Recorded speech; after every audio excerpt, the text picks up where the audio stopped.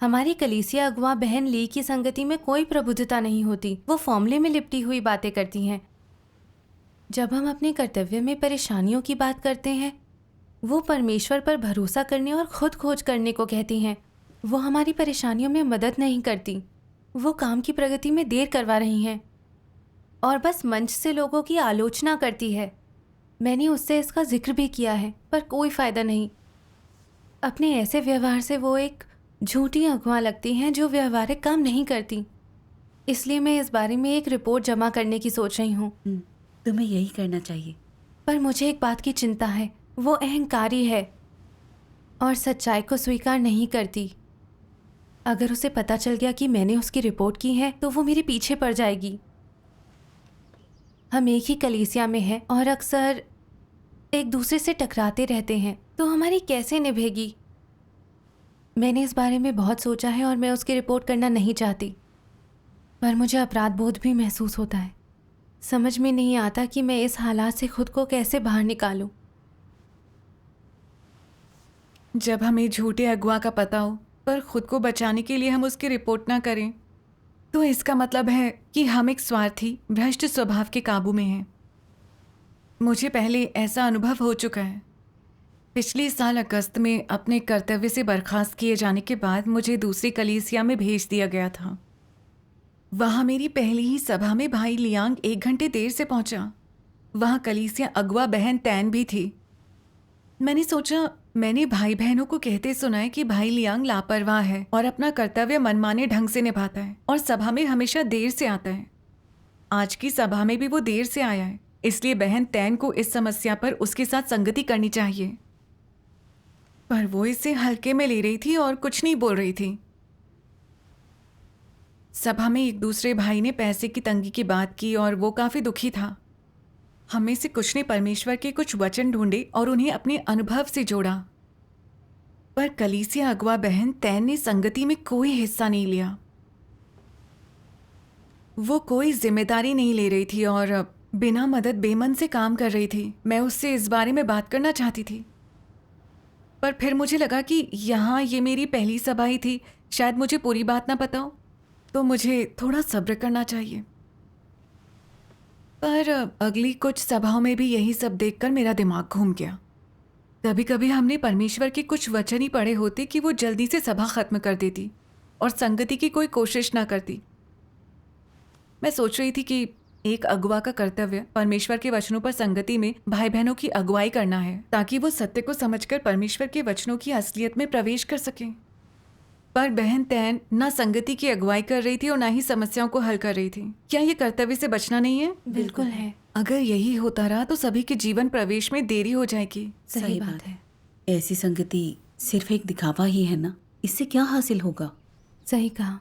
हाँ, तो तुमने बहन तैन से बात की? हाँ, मैं कुछ कहना तो जरूर चाहती थी, पर डर था कि वो इसे मानेंगी नहीं और कहेंगी कि मैं अहंकारी हूँ और मुझे अपना कर्तव्य खो देने के बाद दूसरों के मामले में टांग अड़ाने के बजाय आत्मचिंतन करना चाहिए। ये सोचकर मैंने इसे भूल जाने और खुद पर ध्यान देने का फैसला किया। 1 महीने बाद मुझे एडिटोरियल टीम में डाल दिया गया और 2 अन्य समूह की सभाओं से जोड़ दिया गया। मैं ये देखकर हैरान रह गई कि इन सभाओं के सदस्य परमेश्वर के वचनों पर संगति नहीं करते, ना ही अपने अनुभव की बात करते हैं। कभी कभी वो सिर्फ गपशप करते रहते। मुझे लगा कि कलीसिया जीवन की गुणवत्ता सीधे सीधे उसके अगवा से जुड़ी होती है और ऐसा चलता रहा तो भाई बहनों के जीवन प्रवेश पर बुरा असर पड़ेगा। इसलिए मैंने बहन तैन से बात की। फिर उसकी क्या प्रतिक्रिया थी? बताओ ना। वो कुछ सुनने को तैयार नहीं थी, बल्कि अड़ी रही कि कलीसिया जीवन की गुणवत्ता भाई बहनों की समस्या है। मैं सोचने लगी कि वो आत्मचिंतन करने के बजाय सारी जिम्मेदारी कलीसिया के दूसरे सदस्यों पर क्यों डाल रही है। कलीसिया अगवा के तौर पर भी वो सच को स्वीकार करने या भाई बहनों के सुझाव सुनने को तैयार नहीं थी और कलीसिया जीवन के लिए कोई जिम्मेदारी नहीं ली। वो सत्य को समझने में दूसरों की अगुवाई कैसे कर सकती थी? इससे तो भाई बहनों को नुकसान ही हो सकता था। बिल्कुल। मुझे लगा कि उससे एक बार बात करनी चाहिए। हाँ, लेकिन जैसे ही मैं कुछ कहने लगी मुझे चिंता होने लगी। पिछली बार उसने इसे मानने से इनकार कर तेवर भी दिखाए थे। इसे दोहराने से क्या होगा? वो कलीसिया की अगुआ थी। अगर मैंने फिर बात छेड़ी तो वो कहेगी कि मैं हद लांघ रही हूं और वो मुझसे चिढ़ जाएगी। इसलिए चुप रहना ही सही होगा। मुझे ये ठीक तो नहीं लग रहा था, पर आखिर में मैंने कुछ ना कहने का फैसला किया। कुछ दिन बाद बहन तैन ने मुझसे कहा कि वो एक सभा में भाई बहनों का निपटारा करेगी, और फिर सच में विस्तार से बताया कि वो उनका निपटारा कैसे करेगी। मैं ये सुनकर दंग रह गई। उसमें आत्मबोध की इतनी कमी कैसे हो सकती थी? कलीसिया जीवन अनुशासनहीन था क्योंकि एक कलीसिया अगुआ के तौर पर वो गैर जिम्मेदार और लापरवाह थी। वो उसके लिए दूसरों को दोष कैसे दे सकती थी? सही बात है। हाँ, सत्य पर संगति किए बिना लोगों की सिर्फ काट छांट या निपटारा करने से कुछ नहीं होता। मैं फिर से उसकी बात छेड़ना चाहती थी, पर उसकी त्योरियां चढ़ी देखकर मुझे लगा कि वो इसे अच्छे से नहीं लेगी। मुझे अभी अभी मेरे कर्तव्य से बर्खास्त किया गया था, तो मुझे उसके मामले में बोलने का क्या हक था? साथ ही हम अक्सर एक दूसरे से टकराते रहते थे। अगर वो नाराज़ हो जाती तो मेरे लिए कलीसिया में रहना मुश्किल हो जाता। अगर वो मुझे कोई काम सौंपने से मना कर देती तो मैं उद्धार का अवसर खो बैठती। मैंने कुछ ना कहने का फैसला किया, चुपचाप कलीसिया का जीवन जीने और अपना कर्तव्य निभाने का फैसला किया। मैं भी ऐसा ही सोचती हूँ।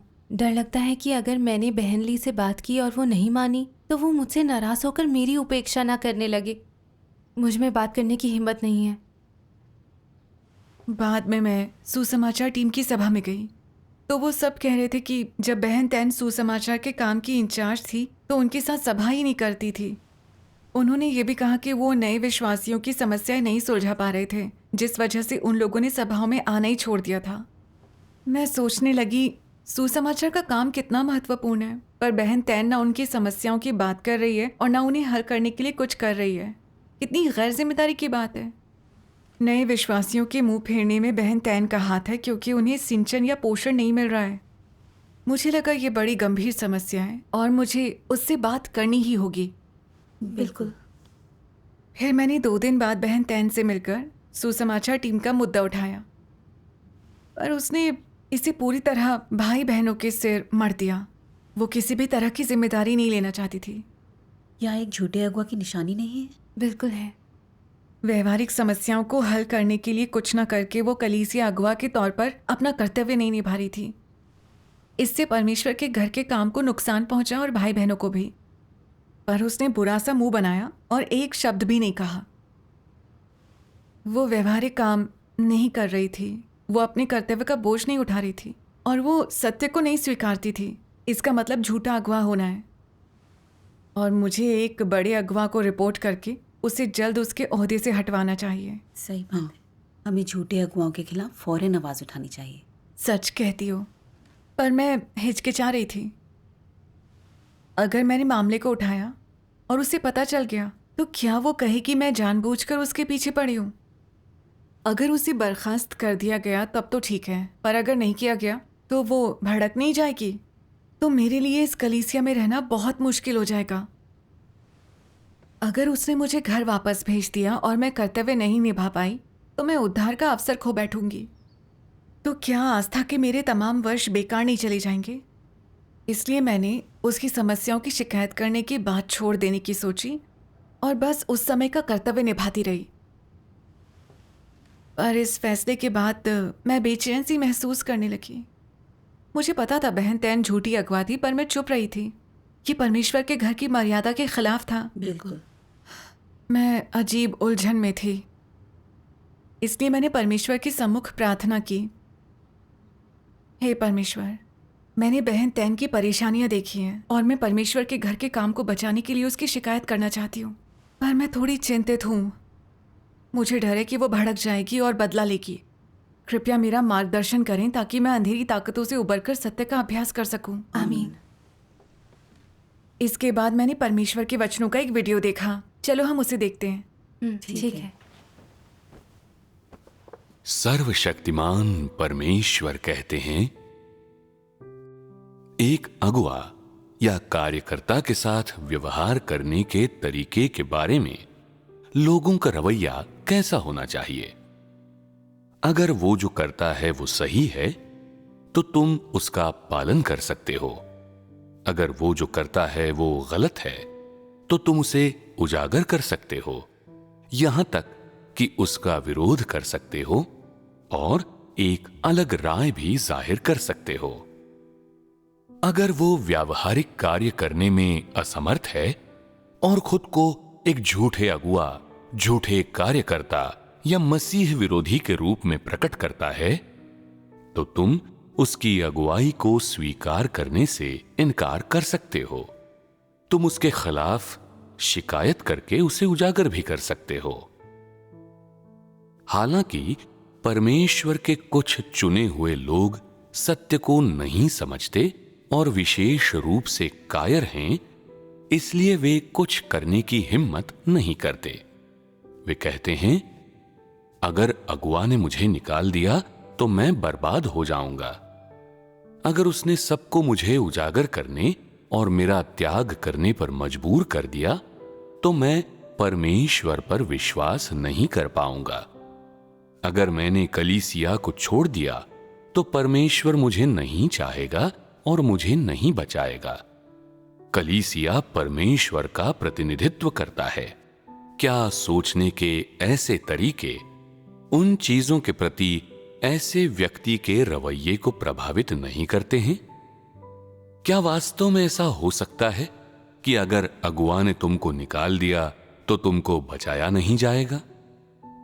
क्या तुम्हारे उद्धार का प्रश्न तुम्हारे प्रति अगुआ के रवैये पर निर्भर है? इतने सारे लोगों में इतना डर क्यों है? अगर कोई झूठा अगुआ या कोई मसीह विरोधी व्यक्ति तुम्हें धमकी देता है और तुम इसके खिलाफ ऊंचे स्तर पर जाकर आवाज नहीं उठाते और यहां तक कि ये गारंटी भी देते हो कि इसके बाद से तुम अगुआ की बातों से सहमत होगे, तो क्या तुम बर्बाद नहीं हो गए? क्या इस तरह का व्यक्ति सत्य का अनुसरण करने वाला व्यक्ति है? तुम न केवल ऐसे दुष्ट व्यवहार को उजागर करने की हिम्मत नहीं करते जो शैतानी मसीह विरोधियों द्वारा किया जा सकता है, बल्कि इसके विपरीत तुम उनका आज्ञा पालन करते हो और यहां तक कि उनके शब्दों को सत्य मान लेते हो जिनके प्रति तुम समर्पित होते हो। क्या ये मूर्खता का प्रतीक नहीं है? फिर जब तुम्हें क्षति पहुंचती है तो क्या तुम इसी के योग्य नहीं हो? क्या तुम्हें परमेश्वर के कारण क्षति पहुंची है? तुमने स्वयं ही अपने लिए ऐसा चाहा था। तुमने एक मसीह विरोधी को अपना अगुआ बनाया और उसके साथ ऐसा व्यवहार किया मानो वो कोई भाई या बहन हो, और ये तुम्हारी गलती है। किसी मसीह विरोधी के साथ कैसा रवैया अपनाया जाना चाहिए? उसे बेनकाब करना चाहिए और उसके विरुद्ध संघर्ष करना चाहिए। यदि तुम इसे अकेले नहीं कर सकते तो कई लोगों को एक साथ आना होगा और उसके बारे में बताना होगा। ये पता लगने पर कि उच्च पदों पर आसीन कुछ अगुआ और कार्यकर्ता मसीह विरोधी मार्ग पर चल रहे थे, भाइयों और बहनों को कष्ट दे रहे थे, वास्तविक कार्य नहीं कर रहे और पद के लाभ का लालच कर रहे थे, तो कुछ लोगों ने उन मसीह विरोधियों को हटाने के लिए एक याचिका पर हस्ताक्षर किए। इन लोगों ने कितना अद्भुत काम किया। ये दिखाता है कि लोग सत्य को समझते हैं, उनमें थोड़ी महानता बची है और वे शैतान द्वारा न तो नियंत्रित हैं और न ही धोखा खाए हुए हैं। ये इस बात को भी साबित करता है कि मसीह विरोधियों और झूठे अगुओं का कलीसिया में कोई प्रमुख स्थान नहीं है और वे जो कुछ कहते या करते हैं उसमें अपने असली चेहरे को स्पष्ट दिखाने की उनमें हिम्मत नहीं होती। यदि वे अपना चेहरा दिखाते हैं तो उनकी निगरानी करने, उनको पहचानने और उन्हें बाहर निकालने के लिए लोग मौजूद हैं। आमीन। इसे सुनकर मेरा दिल रोशन हो गया। जब हम कलीसिया में कोई झूठा अगवा देखते हैं तो हम आंख मूंद कर उसकी हर बात नहीं मान सकते। उन्हें उजागर कर उनके बड़े अगुवाओं से शिकायत करनी होगी। परमेश्वर की यही इच्छा है। बिल्कुल।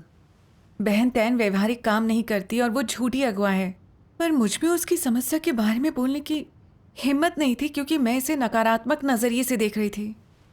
मुझे लगता था कि मुझे कोई कर्तव्य देना या ना देना उसके हाथ में था। अगर वो नाराज हो गई तो मैं अपना कर्तव्य और बचाए जाने का अवसर खो दूंगी। पर सच्चाई ये है कि परमेश्वर के घर में सिर्फ सत्य और खुद परमेश्वर का राज है। मेरे पास कर्तव्य होना, मेरा बचाया जाना परमेश्वर के हाथ में है, सच। ये किसी अगवा के हाथ में नहीं है। अगर कोई झूठा अगवा कलीसिया को अपनी मुट्ठी में कर ले और मुझे दबाया जाए तो ऐसा ज्यादा देर नहीं चलेगा। परमेश्वर सब देखता है और पवित्र आत्मा सबको उजागर कर देता है। इसलिए झूठे अगवा और मसीह विरोधी बेनकाब हो जाएंगे और हटा दिए जाएंगे। सचमुच। मुझे एहसास हुआ कि मैंने परमेश्वर के धार्मिक स्वभाव को नहीं समझा था। मैं परमेश्वर की बजाय लोगों को नाराज करने से डर रही थी। मेरे दिल में परमेश्वर की जगह नहीं थी। मैं कैसी विश्वासी थी। मुझे लगा मैं कितनी मूर्ख थी। अगर तुम्हें परमेश्वर की धार्मिकता की समझ ना हो तो झूठे अगुआ तुम्हारा रास्ता रोक लेते हैं। अगर तुम्हें उसके घर में सत्य के राज का एहसास ना हो तो तुम जानते हुए भी सत्य का अभ्यास नहीं कर सकते। बिल्कुल।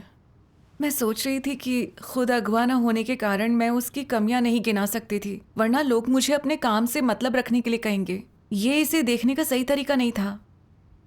परमेश्वर के घर की सदस्य होने के नाते चाहे मुझे बर्खास्त करके आत्मचिंतन करने को कहा जाए या कर्तव्य सौंपा जाए, अगर मैं कोई झूठा अगवा देखती हूँ तो उसकी शिकायत करना मेरी जिम्मेदारी है। ये परमेश्वर के घर के काम की रक्षा करना है। ये भाई बहनों के जीवन की जिम्मेदारी लेना भी है। ऐसा करना अपनी सीमा लांघना या दखल देना नहीं है। ये अहंकारी होना तो बिल्कुल भी नहीं है। मैं देख रही थी कि इसे लेकर पहले मेरा नजरिया कितना बेतुका था। इस एहसास से मैं ये आत्मचिंतन करने लगी कि मैं एक झूठे अगवा को बेनकाब करने से इतना डर क्यों रही थी। इस समस्या के मूल में क्या था? फिर मैंने परमेश्वर के वचनों का ये अंश पढ़ा।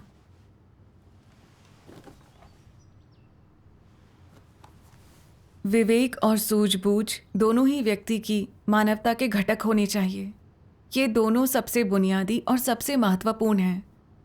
वो किस तरह का व्यक्ति है जिसमें विवेक नहीं है और सामान्य मानवता की सूझबूझ नहीं है? सीधे कहा जाए तो उसमें मानवता नहीं है, वो बुरी मानवता वाला है।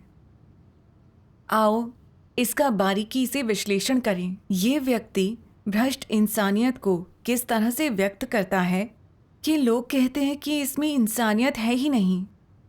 ऐसे लोगों में कैसे लक्षण होते हैं? वे कौन से विशिष्ट प्रकटन दर्शाते हैं? वे लापरवाही से काम करते हैं और जिससे उन्हें मतलब नहीं होता उससे अलग रहते हैं। वे परमेश्वर के घर के हितों या उसकी इच्छा की परवाह नहीं करते। उनमें परमेश्वर की गवाही देने या कर्तव्य करने की जिम्मेदारी नहीं होती, ना ही उत्तरदायित्व की भावना होती है। कुछ तो अपने कर्तव्य निर्वहन में समस्या देखकर भी चुप रहते हैं। दूसरों को बाधा डालते देखकर भी इसे रोकने के लिए कुछ नहीं करते। वे परमेश्वर के घर के हितों पर जरा सा भी विचार नहीं करते हैं और ना ही वे अपने कर्तव्य या उत्तरदायित्व का जरा सा भी विचार करते हैं। वे केवल अपने दंभ, प्रतिष्ठा, पद, हितों और मान सम्मान के लिए ही बोलते हैं, कार्य करते हैं, अलग से दिखाई देते हैं, प्रयास करते हैं और ऊर्जा व्यय करते हैं। इससे बहुत मदद मिली। मैं इसे पढ़ती हूँ। ये सत्य का अभ्यास करने वाले ही परमेश्वर का भय मानते हैं से लिया गया है, पैरा 7। ठीक है। ज्यादातर लोग सत्य का अनुसरण और अभ्यास करना चाहते हैं, लेकिन अधिकतर समय उनके पास ऐसा करने का केवल संकल्प और इच्छा ही होती है। सत्य उनका जीवन नहीं बना है। नतीजतन जब लोगों का सामना बुरी शक्तियों, बुरे काम करते दुष्टों, सिद्धांत तोड़ते झूठे अगुवाओं और मसीह विरोधियों से होता है, इस तरह परमेश्वर के घर के कार्य को नुकसान होता है और उसके चुने गए लोगों को हानि पहुंचती है। वो डटे रहने और खुलकर बोलने का साहस खो देते हैं। जब तुम्हारे अंदर कोई साहस नहीं होता, इसका क्या अर्थ है कि तुम डरपोक हो या व्यक्त नहीं कर पाते, नासमझी के कारण बोलने का साहस नहीं करते। इसमें से तो कोई नहीं। बात यह है कि तुम कई प्रकार के भ्रष्ट स्वभावों द्वारा नियंत्रित किए जा रहे हो। एक स्वभाव है कुटिलता। तुम सबसे पहले अपनी सोचते हो, अगर मेरे कुछ कहने से मुझे क्या फ़ायदा होगा। अगर मेरे बोलने से कोई नाराज़ हो गया तो हमारा तालमेल कैसे बैठेगा। ये कुटिल मानसिकता है ना? क्या ये कुटिल स्वभाव के कारण नहीं है? एक अन्य स्वभाव है स्वार्थी और दुष्ट।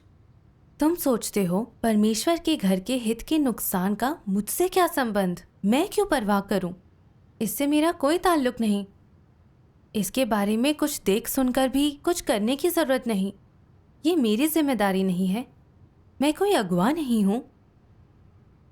इस तरह की चीजें तुम्हारे अंदर हैं, जैसे वो तुम्हारे अवचेतन मस्तिष्क से अचानक बाहर निकल आई हों, जैसे उन्होंने तुम्हारे हृदय में स्थायी जगह बना रखी हों। ये मनुष्य के भ्रष्ट शैतानी स्वभाव हैं। तुम्हारा शैतानी भ्रष्ट स्वभाव तुम्हें नियंत्रित करता है। अपने मुंह पर भी तुम्हारा बस नहीं है। ईमानदारी से बोलना चाहते हुए भी ना तुम ऐसा कर पाते हो, ना हिम्मत करते हो। तुम्हें जो करना और कहना चाहिए उसमें असमर्थ हो। जो जिम्मेदारियां तुम्हें निभानी चाहिए उसका छोटा अंश भी नहीं निभाते। तुम शैतानी भ्रष्ट स्वभाव के बंधन में हो। तुम नियंत्रक नहीं हो। तुम्हारा शैतानी भ्रष्ट स्वभाव तुम्हें बताता है कि बात कैसे करनी है और तुम वैसे कह देते हो। ये तुम्हें बताता है कि क्या करना चाहिए और फिर तुम वही करते हो। सत्य का अभ्यास करना तो दूर, तुम सत्य खोजते भी नहीं। तुम प्रार्थना करते, अपना निश्चय दृढ़ करते, इरादे बनाकर शपथ लेते रहते हो। इसका क्या नतीजा होता है? तुम अब भी हर बात मानते हो। मैं ना तो किसी को उकसाऊंगा ना नाराज करूंगा। अगर मेरी मतलब की बात नहीं है तो मैं दूर रहूंगा। मैं उनके बारे में कुछ नहीं कहूंगा जिनका मुझसे कोई लेना देना नहीं है। अगर कोई चीज मेरे हितों, रुतबे या इज्जत को हानि पहुंचाए तब भी मैं ध्यान नहीं दूंगा। इन सब चीजों पर सावधानी बरतूंगा। मुझे बिना विचारे काम नहीं करना चाहिए। बाहर निकली कील को ही ठोका जाता है और मैं इतना बेवकूफ नहीं हूँ। तुम दुष्टता, कपट, कठोरता से भरे, सत्य से नफरत करने वाले भ्रष्ट स्वभावों के नियंत्रण में हो। वो तुम्हें जमीन पर गिरा रहे हैं। ये तुम्हारे लिए इतने कठोर हो गए हैं कि वो असहनीय हो गए हैं। भ्रष्ट स्वभावों के नियंत्रण में रहना हद से ज्यादा थकाऊ और कष्टदायी है। आमीन। परमेश्वर के वचनों से मेरी समझ में आया कि किसी झूठे अगवा को बेनकाब करने से डरना इन शैतानी फलसफों के कारण है, जैसे कि चीजों को प्रवाहित होने दें यदि वो किसी को व्यक्तिगत रूप से प्रभावित ना करती हों। ज्ञानी लोग आत्मरक्षा में अच्छे होते हैं, वे बस गलतियां करने से बचते हैं। और हर व्यक्ति अपनी सोचे बाकियों को शैतान ले जाए। ये शैतानी जहर मेरी प्रकृति का हिस्सा बन गए थे, इसलिए मैं परमेश्वर के घर के बजाय लगातार खुद के हितों के बारे में सोच रही थी। मैं बहुत नीच, स्वार्थी और कुटिल होती जा रही थी। मैंने देखा बहन तैन व्यवहारिक काम नहीं करती और सच्चाई को स्वीकार नहीं करती है। वो झूठी अगवा थी। उसका व्यवहार पहले ही कलीसिया के काम और भाई बहनों के जीवन प्रवेश को नुकसान पहुंचा चुका था, इसलिए मुझे इसे सामने लाना होगा। पर मुझे उसकी नाराजगी और बदले से डर लगता था। अपना कर्तव्य निभाने का अवसर खो देने से मुझ में उसकी शिकायत करने की हिम्मत नहीं थी। मैं अपनी प्रतिष्ठा और भविष्य की मंजिल को बचाना चाहती थी, इसलिए मैं कलीसिया के काम और भाई बहनों के जीवन प्रवेश को नुकसान होते देखती रही। एक झूठे अगवा के रवैये को नजरअंदाज कर दिया। मैं शैतान के साथ खड़ी थी, एक झूठी अगवा को बचाते हुए जो कलीसिया के काम में रुकावट डाल रही थी। सच में मैं शैतानी जहरों के साथ जीते हुए सिर्फ अपनी भलाई सोच रही थी। मुझ में ना परमेश्वर के लिए समर्पण था, ना अंतरात्मा। मैं शैतान की अनुचर थी और इंसान जैसा जीवन नहीं जी रही थी। मेरी प्रकृति कितनी स्वार्थी, कुटिल और दुष्ट थी। मैं भी ऐसी ही हूँ। झूठे अगवा की रिपोर्ट करके कलीसिया के काम को नहीं बचा रही हूँ, मैं सिर्फ खुद को बचा रही हूँ। ये स्वार्थ और नीचता भरा है। मैं सत्य का अभ्यास नहीं करती हूँ जो परमेश्वर को नापसंद है। और उसके घर के काम के लिए नुकसानदायी भी है। ये सभी के लिए बुरा है। सचमुच जब मुझे ये पता चल गया तो मैं परमेश्वर की ऋणी महसूस करने लगी। मुझे अपनी स्वार्थी स्वभाव से नफरत होने लगी। मैं फौरन ही बहन तैन की रिपोर्ट करना चाहती थी और परमेश्वर को दुखी नहीं करना चाहती थी। वाह, बढ़िया। इसलिए मैंने ऊपर के अगवा को बहन तैन की समस्या के बारे में सब बता दिया। लेकिन कुछ दिन बीत जाने के बाद भी मैंने कुछ नहीं सुना कि उसके साथ क्या हुआ। मुझे चिंता होने लगी, अगर इस झूठी अगवा को बर्खास्त ना किया गया तो परमेश्वर के घर का काम रुक सकता था। इसलिए मैं हालात जानने के लिए लिखने को सोचने लगी। पर मैंने सोचा अगर मैंने दोबारा बात छेड़ी तो वो अगवा सोचेगी कि मैं बहुत दखल दे रही हूँ। मैंने अपनी जिम्मेदारी पूरी कर दी थी, तो फिर मुझे किसी बात की चिंता नहीं होनी चाहिए। पर मेरी बेचैनी बिल्कुल कम नहीं हुई। मैं उस रात सो भी नहीं पाई। एक सुबह मैंने परमेश्वर के ये वचन पढ़े, यदि कलीसिया में ऐसा कोई भी नहीं है जो सत्य का अभ्यास करने का इच्छुक हो और परमेश्वर की गवाही दे सकता हो, तो अन्य कलीसियाओं से संबंध खत्म कर उस कलीसिया को पूरी तरह अलग कर देना चाहिए। इसे मृत्यु दफन करना कहते हैं। यह है शैतान को बहिष्कृत करना। यदि किसी कलीसिया में कई स्थानीय गुंडे हैं और कुछ छोटी मोटी मक्खियों द्वारा उनका अनुसरण किया जाता है जिनमें विवेक का अभाव है, और यदि समागम के सदस्य सच्चाई जान लेने के बाद भी इन गुंडों की जकड़न और तिकड़म को नकार नहीं पाते, तो उन सभी मूर्खों का अंत में सफाया कर दिया जाएगा। भले ही इन छोटी छोटी मक्खियों ने कुछ खौफनाक ना किया हो, लेकिन ये और भी धूर्त, ज्यादा मक्कार और कपटी होती हैं। इस तरह के सभी लोगों को हटा दिया जाएगा, एक भी नहीं बचेगा। शैतान के लोग उसके पास लौट जाएंगे जो परमेश्वर के हैं, वे सत्य खोजेंगे। ये उनकी प्रकृति के अनुसार तय होता है। उन सभी को नष्ट हो जाने दो जो शैतान का अनुसरण करते हैं। इन लोगों के प्रति कोई दया भाव नहीं दिखाया जाएगा। सत्य के खोजियों को पोषण मिले, वे परमेश्वर के वचनों का पूर्णतया आनंद लें। परमेश्वर धार्मिक है, वो किसी से पक्षपात नहीं करता। यदि तुम शैतान हो तो तुम सत्य का अभ्यास नहीं कर सकते। यदि तुम सत्य के खोजी हो तो शैतान तुम्हें कभी बंदी नहीं बनाएगा। इसमें कोई संदेह नहीं है। आमीन। परमेश्वर के वचनों से मैंने जाना कि उसका स्वभाव पवित्र और धार्मिक है और वो अपमान सह नहीं करता। वो झूठे अगुवाओं और मसीह विरोधियों को कलीसिया का काम बिगाड़ने और भाई बहनों के जीवन प्रवेश में रुकावट डालने नहीं देता। जब झूठे अगुवा प्रकट होते हैं तो परमेश्वर सत्य का अभ्यास न करने या कलीसिया के हितों की रक्षा न करने वालों से घृणा करता है। ऐसे लोग सत्य को समझकर भी इसका अभ्यास नहीं करते, सिर्फ अपने हितों के बारे में सोचते हैं। वो बड़े चालाक लोग होते हैं और अगर वो प्रायश्चित नहीं करते तो हटा दिए जाएंगे। बिल्कुल। मुझे पता था कि बहन तैन झूठी अगवा थी, और अब जब उससे ऊपर वाला अगवा कुछ नहीं कर रहा था तो मुझे इस मामले की रिपोर्ट करती रहनी होगी। पर मैं खुद को बचाना चाहती थी और मुझे प्रभावित ना करने वाले मामलों को नज़रअंदाज कर रही थी। एक झूठे अगवा की शिकायत करने के बजाय मैं उसे कलीसिया में मनमानी और काम बिगाड़ने दे रही थी। ये शैतान की तरफ खड़े होना और झूठे अगवा का साथ देना था। सचमुच ऐसा नहीं लगता था कि मैंने कुछ बहुत बुरा कर दिया है, पर अगर मैंने सत्य का अभ्यास नहीं किया या परमेश्वर के घर के काम को नहीं बचाया तो अंत में मुझे हटा दिया जाएगा। सही बात है। आज की संगति सुनने से पहले मुझे इस बात की गंभीरता का एहसास नहीं था। हाँ, शैतानी फलसफों के साथ जीने से लग सकता है कि इसमें कोई नुकसान नहीं है, पर सत्य छोड़ने से तुम्हें परमेश्वर की स्वीकृति नहीं मिल सकती और फिर अंत में तुम्हें हटा दिया जाएगा। सही बात है। जब मुझे ये एहसास हुआ तो मुझे बहन तैन की जल्दी शिकायत ना करने का पछतावा होने लगा। मैंने पाया कि मुझे अपने हितों को ऊपर रखना छोड़ना होगा और एक झूठे अगवा को कलीसिया के काम को नुकसान पहुंचाने से रोकना होगा। बाद में मैंने परमेश्वर के वचनों में ये पढ़ा, अपने हर कार्य में तुम्हें ये जांचना चाहिए कि क्या तुम्हारे इरादे सही हैं। यदि तुम परमेश्वर की अपेक्षा पूरी कर सको तो उसके साथ तुम्हारा संबंध सामान्य होगा। ये न्यूनतम मापदंड है।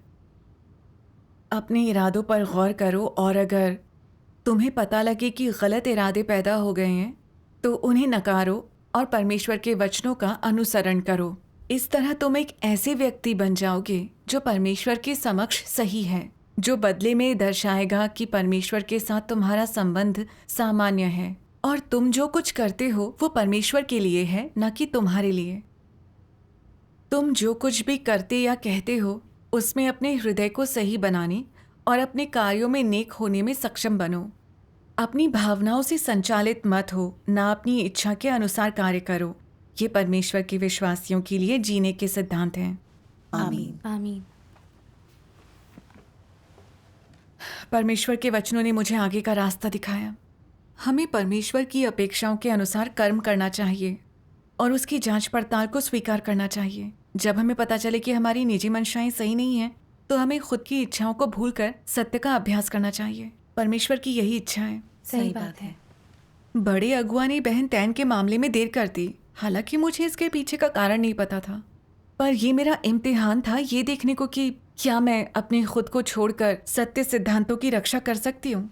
मुझे परमेश्वर के घर के हितों की रक्षा के लिए बहन तैन की शिकायत करनी होगी। इसलिए मैंने ऊंचे दर्जे के अगुआ से फिर से इसका जिक्र किया और एक झूठे अगुआ को बर्खास्त न करने के खतरनाक परिणामों की बात की। उसने जवाब में कहा कि पिछले कुछ दिनों से वो कुछ ज़रूरी मामलों में उलझी थी, पर वो बहन तैन को जल्द ही बर्खास्त कर देगी। उसके मुंह से ये सुनकर मुझे बहुत बड़ी राहत मिली और मैंने ये सीखा कि शांति पाने का इकलौता तरीका सत्य पर अमल करना है। बिल्कुल। जल्दी ही बहन तैन को उसके कर्तव्य से हटा दिया गया और कलीसिया के काम के लिए कोई दूसरा अगुआ चुना गया। कुछ समय बाद कलीसिया जीवन ठीक ढंग से चलने लगा और हम सबके काम में जैसे जान आ गई। सचमुच कमाल हो गया। हालात बदलते देख मैं सचमुच बहुत खुश थी, पर मुझे थोड़ा अपराध बोध और पछतावा भी था। झूठे अगवा का पता चलने पर मैंने सत्य पर अमल करके उसकी फौरन शिकायत नहीं की थी, बल्कि मैं अपने निजी हितों के बारे में सोच रही थी। मैंने स्वार्थी, कुटिल और शैतानी स्वभाव दिखाया था और इससे परमेश्वर के घर के काम पर बुरा असर पड़ा था। वो तो है। मैंने देखा कि भ्रष्ट शैतानी स्वभावों के साथ जीना और सत्य का अभ्यास ना करना असल में दुष्टता करना था। परमेश्वर इससे घृणा करता है। मैंने देखा कि परमेश्वर का काम कितना बुद्धिमानी भरा है। कलीसिया में इस झूठी अगवा को देखकर मैंने भले बुरे की पहचान करना सीखा।